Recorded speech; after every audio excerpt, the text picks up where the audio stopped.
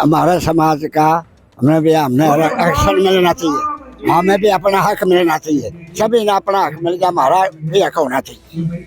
हम ये चाहते हैं DSC की तरह हमारा भी अलग से मतलब आरक्षण मिले। के लोगों की बात करें तो नौकरी पर भी है, नेता लोग भी हैं, मंत्री भी हैं, तो फिर अपने आप को कहाँ पिछड़ा हुआ मानते हो? ठाडा जोटा है ना, ज्यादा नहर खाता खोर में गरीब रह जाते हैं। नमस्कार, हरियाणा तक में आपका स्वागत है। जहां बात करें हरियाणा में, तो जिस तरीके से DSC समाज को बीजेपी सरकार ने वर्गीकरण में आरक्षण देने का काम किया था, तो उसी के बाद कहीं ना कहीं ब्राह्मण समाज की बात करें तो आज जींद की धरती पर एक महासम्मेलन का आयोजन किया जा रहा है। मैं जिस तरीके से चित्र के माध्यम से दिखाना चाहूंगा कि हजारों की संख्या में पूरे हरियाणा से ब्राह्मण समाज के लोग इकट्ठा हुए हैं और उन्होंने अपनी मांग सिर्फ ये रखी है कि जिस तरीके से EWS में एक अलग से वर्गीकरण का अगर ब्राह्मण समाज का काम किया जाता है, तो उनके समाज के जो युवा हैं, जो लोग हैं, वो भी कहीं ना कहीं आगे बढ़ने का काम करेंगे। और जिस तरीके से बीजेपी सरकार ने DSC समाज के लोगों को अलग से वर्गीकरण में आरक्षण देने का काम किया था, तो उसकी स्तर पर ब्राह्मण समाज के लोग भी आज अपनी संख्या को दिखाते हुए यहाँ पर इकट्ठा हुए हैं और हजारों की संख्या में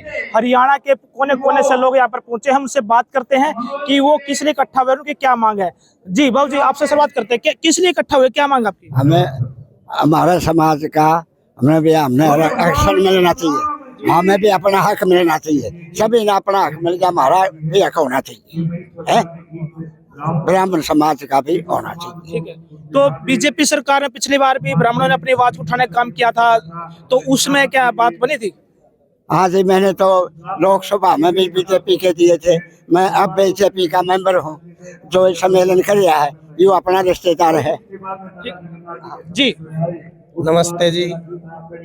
आज जींद के अंदर जो हरियाणा के ब्राह्मण समाज ने EWS इकोनॉमिकल वीकर सेक्शन में वर्गीकरण की आवाज उठाने के लिए हजारों की संख्या में यहाँ लामबंद हुए हैं और हरियाणा की नई नवेली भारतीय जनता पार्टी की सरकार के माननीय यशस्वी मुख्यमंत्री नायब जी तक हमारी आवाज़ पहुँचाने का काम करेंगे कि जिस प्रकार डिप्राइव्ड शेड्यूल्ड कास्ट, वंचित अनुसूचित जातियों को अलग वर्गीकरण, BC और BCB का अलग वर्गीकरण, उसी प्रकार EWS में भी ब्राह्मण, राजपूत, वैश्य, पंजाबी जो कि हमारा EBPG रिजर्वेशन हरियाणा के अंदर था, उसी की तर्ज पर इन चारों जातियों को EWS में वर्गीकरण देकर समाज एक अलग से हमें 5% या 10% जो भी हमारा हिस्सा बनता है वो देने का काम करे। यही हमारी मांग के लिए आज हम इकट्ठे हुए हैं। तो भगवान परशुराम की जरूरत पड़ी जी, आप वर्गीकरण को अलग से मांग कर रहे हो, क्या मानते हो, क्यों पीछे रह गए, क्या कारण है? पीछे ये तो कई जातियां मिल करके हमारा उसमें नंबर नहीं आता,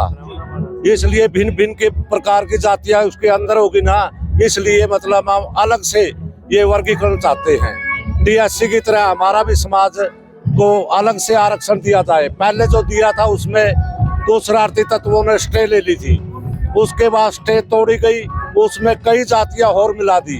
हम ये चाहते हैं DSC की तरह हमारा भी अलग से मतलब आरक्षण मिले, हमारी यही मांग है। ठीक है जी। सबसे पहले तो मैं छायाकार बंधुओं का हार्दिक धन्यवाद करता हूं। दूसरी बात, EWS में वर्गीकरण के साथ साथ हम चाहते हैं जिस प्रकार से जाट रेजिमेंट और अन्य रेजिमेंट बनी हुई है, राजपूत रेजिमेंट बनी हुई है, इसी प्रकार ब्राह्मण रेजिमेंट को भी बहाल किया जाए ताकि हमारे बच्चों को भी आगे बढ़ने का मौका मिल सके और ब्राह्मण समाज ऊंचा उठ सके। तो क्या मानते हो बीजेपी सरकार आपकी बात को उठेगी, क्योंकि अब तो कोई चुनाव भी नहीं है और ना ही कोई लोकसभा में भी आपने आवाज उठाई, ना आपकी उसके में मानी गई? देखिए छायाकार बंधु जी, हम पिछली साल भी इकट्ठे होकर यही मांग की थी, उस पर कुछ न कुछ सकारात्मक रवैया दिखाया गया था। अब इसी प्रकार हम दोबारा इकट्ठे हो रहे हैं और बीजेपी सरकार से पुरजोर मांग करते हैं कि हमारी रेजिमेंट को भी और EWS में जो वर्गीकरण है उसको बहाल किया जाए ताकि हमारे बच्चों को भी आगे बढ़ने का मौका मिल सके। तो क्या मानते हो बाबूजी, भूपेंद्र हुड्डा सरकार ब्राह्मणों के पक्ष में थी या फिर बीजेपी? बिल्कुल नहीं थी, बीजेपी के पक्ष में नहीं थी, वो मतलब ब्राह्मणों के लिए तो थी ही नहीं। लेकिन हम मोदी जी को नमन करते हैं, मोदी जी ने हमारी गरीबों की मांग को पूरा किया है और करने लग रहे हैं। हमारे ब्राह्मण नहीं, छत्तीस बरादरी की जात को मोदी जी ने एक स्टेप पर लेकर के और बढ़िया ढंग से काम किया है। कोई जाट और ब्राह्मण की बात नहीं है, सब बराबर है। हम मोदी जी से ये चाहते हैं कि भाई राष्ट्रनीति बनाओ हमारी, और आपने बहुत कुछ किया है। तो ब्राह्मण समाज के लोगों की बात करें तो नौकरी पर भी है, नेता लोग भी हैं, मंत्री भी हैं, तो फिर अपने आप को कहाँ पिछड़ा हुआ मानते हो? हम पिछड़े इसलिए हैं कि हमारे को आरक्षण के हिसाब से मतलब 10% दिया गया है ना, जो आरक्षण है वो 6 जातों को दिया गया है, जिसमें हम भी सम्मिलित हैं ब्राह्मण। तो हम ये चाहते हैं कि वे प्रधानमंत्री मुख्यमंत्री महोदय से ये अर्ज करते हैं कि हमारे को इनसे अलग किया जाए, हमें 5% ही दिया जाए, उसमें हम खुश हैं। क्योंकि ठाडा जोटा है ना, ज्यादा न्यार खाता खोर में गरीब रह जाते हैं। 10% में ठाडे जोटे गणे हैं, वो ज्यादा न्यार खा जाते हैं और गरीब फिर मर जाते हैं पशु। तो इसलिए 5% उनको और 5 उनको दे दो।